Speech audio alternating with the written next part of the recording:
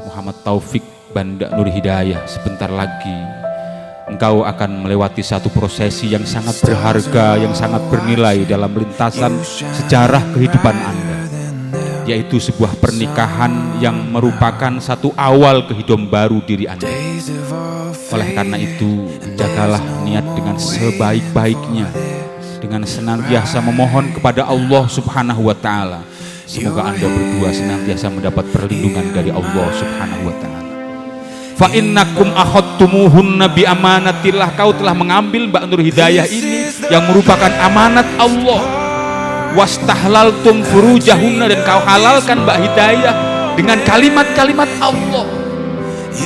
Jaga istrimu dengan ketakwaan kepada Allah Subhanahu wa Ta'ala, sehingga Rasul ingatkan khairukum li ahli, orang yang terbaik adalah orang yang terbaik di hadapan keluarganya. Mulia kita di luar Mas Taufik, tetapi ketika kita tidak punya tempat di hati kita, terhina kita dalam kehidupan masyarakat. Sukses itu dari keluarga.